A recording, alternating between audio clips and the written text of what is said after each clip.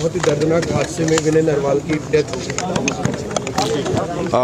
मित्रों, बहुत ही ये दुख, असहनीय दुख की बात है कि हमारा एक बहुत नौजवान होनहार देश का सैनिक लेफ्टिनेंट विनय नरवाल आतंकवादियों का शिकार हो गया, शहीद हो गया।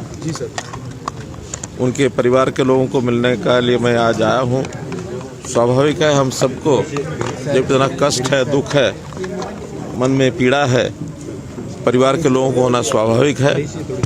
परिवार ने बहुत ही एक प्रकार से बड़े अरमान होते हैं कि बेटे को पाल पोस करके और एक अच्छे मुकाम पर उसको पहुंचाया है।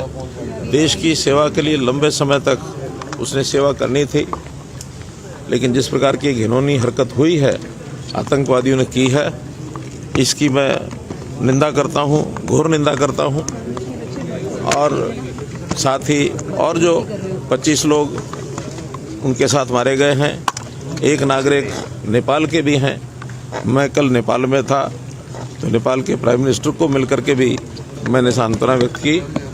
नेपाल के प्राइम मिनिस्टर और भारत के प्रधानमंत्री मोदी जी की बातचीत भी हुई है और वो भी चिंता में थे कि इस प्रकार के जो टूरिस्ट हैं उनको सुरक्षित अगर नहीं कर पाएंगे तो काफ़ी कठिनाई आएगी, क्योंकि टूरिज़्म चाहे भारत हो, नेपाल हो, भारत का हिस्सा कश्मीर हो अथवा अन्य प्रदेशों में टूरिस्टों का आना जाना लगातार रहता है। कल मैं नेपाल में था तो वहाँ भी बड़ी संख्या में जो इधर से धार्मिक यात्रा पर और टूरिज़्म पर भारत के लोग जाते हैं, उनसे भी मिलना हुआ था। ये घटना हम सब के लिए चिंता की बात है। प्रधानमंत्री जी विदेश गए हुए थे, उन्होंने तुरंत अपना दौरा रद्द करके और वापस आए। कल दिन भर बैठकें चली, आपसी बातचीत हुई और कल कैबिनेट की जो सिक्योरिटी कमेटी है, कैबिनेट कमेटी ऑन सिक्योरिटी, उनकी मीटिंग हुई है। और जो पाकिस्तान के खिलाफ जिस प्रकार के वहाँ कदम उठाए गए हैं हमारे एक्सटर्नल अफेयर मिनिस्ट्री ने, बहुत सख्त कदम हैं, इनको कोई बहुत हल्के से न ले। पाकिस्तान के हाई कमीशन को यहाँ से खाली करने के लिए कह दिया गया है। हमारे जो उच्चायोग पाकिस्तान में था उनको वापस बुला लिया गया है। अटारी बॉर्डर उसको बंद कर दिया गया है। किसी भी पाकिस्तानी नागरिक को कोई वीज़ा नहीं दिया जाएगा। जो पहले से वीज़ा पर यहाँ आए हुए हैं उनको भी 1 मई से पहले यहाँ से जाने के लिए कह दिया गया है।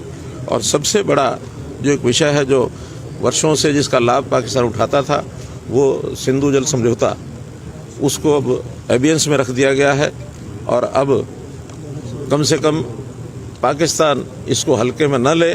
और अगर पाकिस्तान ने अभी भी इस प्रकार की कोई गतिविधि का कोई संकेत दिया तो फिर पाकिस्तान का मैं समझता हूँ उसको भारी एक नुकसान, ऐसा भारी खामियाजा भुगतना पड़ेगा। आज दुनिया के देश इस मामले में आतंकवाद के खिलाफ हमारे साथ खड़े हैं और किसी प्रकार की कार्रवाई आतंकवाद को दबाने के लिए, इन घटनाओं का बदला लेने के लिए भारतवर्ष को जो करना होगा ज़रूर करेंगे।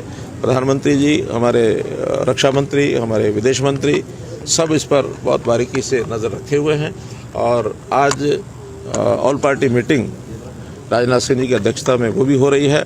सभी पार्टीज़ के लोगों ने इस घटना को कंडेम किया है और मैं समझता हूँ देश एक है, मजबूत है। सारे देश में इसका जो रोष है वो प्रकट हो रहा है। एक विषय और जो नई बात ध्यान में आई है कि अभी तक आतंकवाद के खिलाफ कश्मीर के लोग नहीं दिखाई देते थे, लेकिन पहली बार ये भी है कि कश्मीर के लोग आतंकवाद के खिलाफ आज बोले हैं। यानी कल उनके बाज़ार भी बंद थे। आगे से आतंकवाद को कश्मीर के लोग भी सहन नहीं करेंगे। कश्मीर पुनः शांति के रास्ते पर, जैसे काफ़ी समय से 370 धारा हटने के बाद आया है, उस रास्ते पर ही बढ़ेगा।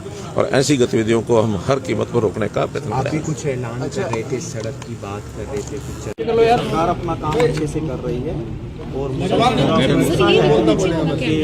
वो अपना काम बहुत अच्छे से करेंगे भी। जो भी हुआ एक दुखद घटना है, क्योंकि मुझे खुद लगी है इसलिए थोड़ा नीचे। अदरवाइज जिसको भी चोट लगती जानता तो वही है। बाकी मेरे साथ पूरा देश खड़ा है। और विनय के बारे में सर कुछ बताना चाहें? बहुत ही होनहार और ऐसा बच्चा रेयर ऑफ रेयरेस्ट ही पैदा होता है। मैं तो इतना ही सर ये भी खबर आई थी कि वो आतंकियों से वो लड़े और उन्होंने उनको बताया गया वो कमांडो भी थे और जिस तरह से निहत्थे पर अटैक किया गया, इसको लेकर क्या कहेंगे? आतंकियों को क्या निर्देश है भारत की तरफ से? बहादुर की मतलब मैं की तरह एक शहीद हुआ है जी, इसके बारे में इतना ही कहूँगा। सर कुछ दिन पहले शादी थी, घर में खुशियाँ थी, मतलब कोई इंसान सपने में भी शायद ऐसा नहीं सोच सकता। मैं ये कह सकता हूँ कि समय का फेर है ये, और समय बलवान होता है। और जाहिर भी बात है कि 2 दिन पहले अभी तो टेंट भी यहाँ से पूरी तरह से उठना नहीं था, और इतना दुखों का पहाड़ टूटा है, मुझ पर अकेले पे नहीं है, पूरा देश मेरे साथ है। और ठीक है, अनरिपेयरेबल, अनबियरेबल एंड अनटॉलरेबल है मेरे लिए और मेरी फैमिली के लिए, बट भगवान ही संभल देगा इसके लिए। सर जैसा कि कल आपकी बेटी भी कह रही थी कि बचाई जा सकती थी जान लेने की, कि एक डेढ़ घंटा उनको कोई मदद नहीं मिली। जान कोई किसी की नहीं बचा सकता, वो प्रभु के हाथ में। आपकी बेटी हिमांशी भी है और कैसे उसे एक सांत्वना दे रही हैं, एक प्रयास कर रही हैं, क्योंकि वो भी उसने भी ऐसा मंजर देखा है जो कभी भुलाए नहीं भूला जा सकता। उसकी विटनेस रही है, वो क्या कोई भी उसकी जगह होती तो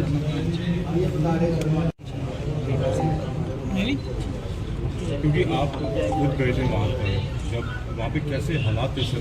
क्योंकि काफ़ी ज़्यादा वहाँ पर माहौल जो था काफ़ी तनाव वाला था।